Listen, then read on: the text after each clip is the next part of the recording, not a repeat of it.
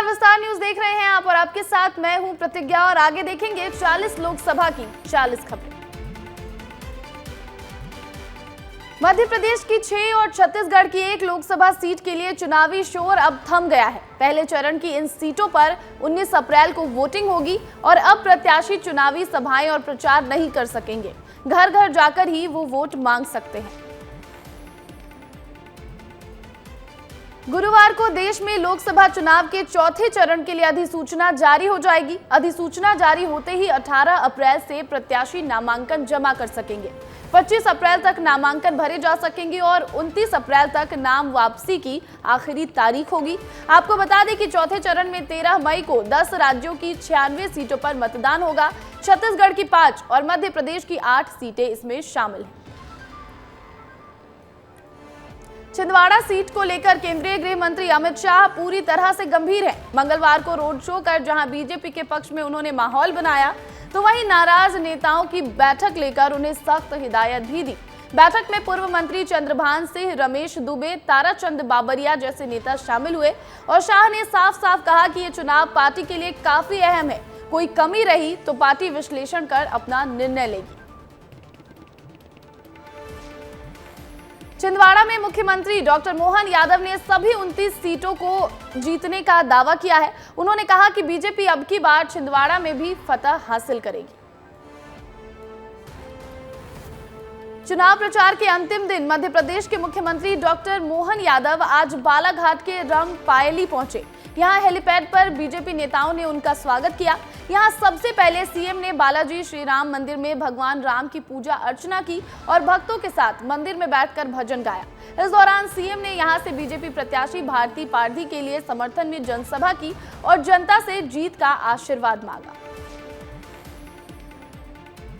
छिंदवाड़ा में नकुलनाथ की पत्नी प्रियानाथ ने चुनावी शोर थमने से पहले जुन्नारदेव विधानसभा में आखिरी सभा की और नकुलनाथ को जिताने की अपील की। प्रियानाथ ने भारी बहुमत से जिताने की अपील करते हुए कहा कि वोट डालने से पहले एक बार जरूर सोचिएगा कि पिछले 44 साल में आपके साथ कौन खड़ा है। सच्चाई का साथ दें, धर्म की विजय होगी। 19 अप्रैल को एक तरफ जहां प्रदेश की 6 सीटों पर मतदान होगा, तो वहीं दूसरी ओर दमोह में प्रधानमंत्री नरेंद्र मोदी बड़ी आम सभा करने वाले हैं। प्रधानमंत्री नरेंद्र मोदी 1:45 बजे दमोह पहुंचेंगे और बीजेपी प्रत्याशी राहुल सिंह लोधी के पक्ष में वोट देने की अपील करेंगे। बीजेपी ने सभा में करीब 75,000 लोगों के इकट्ठा करने का लक्ष्य तय किया है। बीजेपी प्रदेश अध्यक्ष वीडी शर्मा ने खजुराहो में इंडिया गठबंधन और ऑल इंडिया फॉरवर्ड ब्लॉक के गठबंधन पर तीखा हमला बोला है। विपक्षी गठबंधन पर तंज कसते हुए उन्होंने कहा कि गठबंधन खुद मैदान छोड़कर पूरी तरह से भाग गई है। फॉरवर्ड ब्लॉक के लोग देश विरोधी शक्तियों के साथ काम करने वाले लोग हैं और ये देश के अंदर आतंकवाद का समर्थन करने वाले लोग हैं। बड़ा दुर्भाग्य का विषय है कि ये लोग ऐसे लोगों का समर्थन देते हैं। साथ ही उन्होंने कहा कि देश और खजुराहो का समर्थन प्रधानमंत्री नरेंद्र मोदी जी के साथ है। मध्य प्रदेश के कटनी में कांग्रेस को बड़ा झटका लगा है। कांग्रेस के कार्यवाहक अध्यक्ष राजकिशोर यादव के साथ पूर्व और वर्तमान कांग्रेस पार्षद, एडवोकेट, समाज सेवी सहित 400 लोगों ने बीजेपी का दामन थाम लिया। इन सभी को बीजेपी प्रदेश अध्यक्ष वीडी शर्मा ने सदस्यता दिलाई। राजकिशोर यादव ने कहा कि कांग्रेस हिंदुत्व से हट रही थी और राम मंदिर को लेकर जो कांग्रेस का रुख था वो भी पार्टी छोड़ने का मुख्य कारण है। मंदसौर से बीजेपी प्रत्याशी सुधीर गुप्ता 20 अप्रैल को अपना नामांकन दाखिल करेंगे और इस नामांकन रैली में मुख्यमंत्री डॉक्टर मोहन यादव भी शामिल होंगे, जहां वो जनसभा को संबोधित करेंगे। सीएम के दौरे से पहले जिले के अधिकारियों और बीजेपी पदाधिकारियों ने रोड शो, मार्ग और सभा स्थल का निरीक्षण किया। सीएम के दौरे को लेकर मंदसौर के पूर्व विधायक यशपाल सिंह सिसोदिया ने कहा कि सीएम के आने को लेकर यहाँ के कार्यकर्ताओं में जोश का माहौल है। छत्तीसगढ़ के मुख्यमंत्री विष्णुदेव साय ने बुधवार को जशपुर जिले का दौरा किया। सीएम विष्णुदेव साय ने जशपुर के कई गांवों का दौरा किया और इस दौरान उन्होंने गृह ग्राम बगिया, केराडीह और कुनकुरी की जनता से मुलाकात की। पीसीसी चीफ दीपक बैज आज राजनांदगांव के डोंगरगांव ब्लॉक के ग्राम मोहड़ पहुंचे थे। दरअसल राजनांदगांव लोकसभा में दूसरे चरण में मतदान होना है और ऐसे में राजनांदगांव में 21 अप्रैल को कांग्रेस नेता प्रियंका गांधी भी राजनांदगांव के डोंगर गांव में पूर्व मुख्यमंत्री भूपेश बघेल के पक्ष में एक बड़े आम सभा को संबोधित करेंगी। आयोजन को सफल बनाने के लिए कांग्रेस के नेता अभी से जुट गए हैं और दीपक बैज इसी सभा स्थल के निरीक्षण के लिए राजनांदगांव पहुंचे थे। उन्होंने तैयारियों का जायजा लिया और सभी कार्यकर्ताओं के साथ सभा को सफल बनाने के लिए बैठक की। चुनावी शोर थमने से पहले मंडला लोकसभा सीट के डिंडोरी में जमकर घमासान मचा है। मंडला लोकसभा सीट को जीतने के लिए बीजेपी कांग्रेस के दिग्गज एड़ी चोटी का जोर लगा रहे हैं। इसी कड़ी में मुख्यमंत्री डॉक्टर मोहन यादव ने चुनाव प्रचार थमने से पहले पुलिस लाइन हेलीपैड से बस स्टैंड तक रोड शो किया और विशाल आम सभा को उन्होंने संबोधित किया। इस दौरान उनके साथ अभिनेता सुरेंद्र सिंह, कैबिनेट मंत्री संपतिया उइके मौजूद रहे। भिंड में कांग्रेस को बड़ा झटका लगा है, जहां देवाशीष जरारिया ने कांग्रेस पार्टी से इस्तीफा देते हुए बसपा का दामन थाम लिया। देवाशीष जरारिया पूर्व में भिंड लोकसभा से कांग्रेस के उम्मीदवार थे, लेकिन कांग्रेस पार्टी ने इस लोकसभा चुनाव में देवाशीष जरारिया को टिकट नहीं दिया, जिससे वो पार्टी नेतृत्व से नाराज चल रहे थे और देवाशीष ने भिंड में बसपा से टिकट के लिए संपर्क किया था। अब देवाशीष के बसपा में शामिल होने के बाद खबरें हैं कि वे भिंड से बसपा प्रत्याशी बन सकते हैं। प्रथम चरण के मतदान के लिए आज से चुनाव प्रचार थम गया है। मतदान से पहले कांग्रेस प्रदेश अध्यक्ष जीतू पटवारी ने बड़ा दावा करते हुए कहा कि मध्य प्रदेश में पहले चरण की 6 में से 4 सीटों पर कांग्रेस चुनाव जीतेगी। जीतू पटवारी ने कहा कि पूर्व मुख्यमंत्री कमलनाथ के घर पर छापे डाले गए, ये पहले कभी ऐसा किसी राज्य में नहीं हुआ। साथ ही जीतू पटवारी ने बीजेपी पर प्रशासन के दुरुपयोग के आरोप लगाते हुए उनको उनके सभी पुराने वादे याद दिलाए। चुनावी माहौल के बीच पूर्व केंद्रीय मंत्री अरुण यादव बुरहानपुर की दरगाह हकीमी पहुंचे और जियारत की। इस दौरान उन्होंने लोकसभा चुनाव को लेकर भी बड़ा दावा किया है। अरुण यादव ने कहा कि छिंदवाड़ा समेत पहले चरण की 6 में से 5 सीटें हम जीत रहे हैं और देश में महागठबंधन की सरकार बन रही है। मध्य प्रदेश के डिप्टी सीएम राजेंद्र शुक्ला ने शहडोल का दौरा किया। यहां उन्होंने बीजेपी प्रत्याशी हिमाद्री सिंह के पक्ष में वोट करने की अपील की और इस दौरान डिप्टी सीएम ने कांग्रेस को आड़े हाथों लिया। उन्होंने कहा कि देश में कांग्रेस का अस्तित्व खत्म हो रहा है। साथ ही कहा कि जिस तरह से बीजेपी की नीति से प्रभावित होकर कांग्रेसियों के बीजेपी में शामिल होने का सिलसिला जारी है, उसे देखकर लगता है कि कुछ दिन में कांग्रेस विहीन हो जाएगी।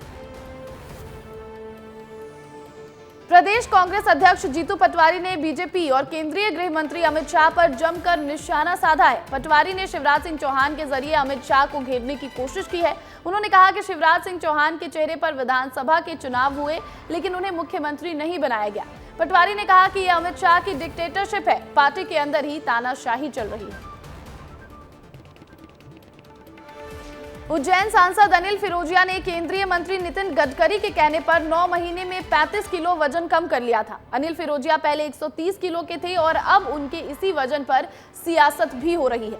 पीसीसी चीफ जीतू पटवारी ने कहा कि अनिल फिरोजिया ने अपना वजन ऑपरेशन करा के कम कराया था। जीतू पटवारी ने आरोप लगाया तो अनिल फिरोजिया ने कहा कि पटवारी सिर्फ झूठ बोलने की राजनीति करते हैं। छत्तीसगढ़ में जैसे जैसे चुनाव का वक्त नजदीक आ रहा है, चुनावी घमासान तेज होता जा रहा है। बीजेपी और कांग्रेस के नेताओं में जुबानी जंग छिड़ी है। कांग्रेस के प्रदेश संचार प्रमुख सुशील आनंद शुक्ला ने बीजेपी पर निशाना साधा है। उन्होंने कहा कि पहले चरण का प्रचार थम चुका है। पहले चरण की समाप्ति से साफ हो गया है कि जनता मोदी सरकार के खिलाफ मतदान करेगी। बिलासपुर में कांग्रेस के अंदर घमासान मचा है और वो रुकने का नाम नहीं ले रहा। टिकट न मिलने से नाराज कांग्रेस के विष्णु यादव ने लोकसभा चुनाव के लिए पर्चा भरकर बगावत का ऐलान कर दिया है। अब खबर यह है कि विष्णु यादव बीजेपी का दामन थाम सकते हैं।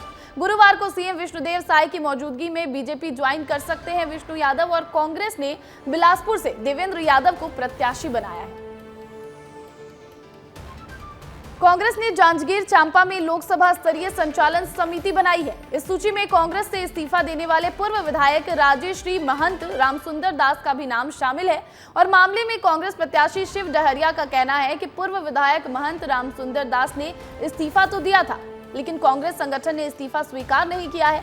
3 महीने से पूर्व विधायक महंत रामसुंदर दास पार्टी के किसी भी कार्यक्रम और बैठक में शामिल नहीं हुए हैं। ऐसे में संचालन समिति में उनका नाम शामिल होने पर कई सवाल खड़े हो रहे हैं। पहले चरण के मतदान से पहले पीसीसी चीफ बालोद पहुंचे और चुनाव की तैयारियों का जायजा लिया। इस दौरान उन्होंने बीजेपी पर जमकर निशाना साधा।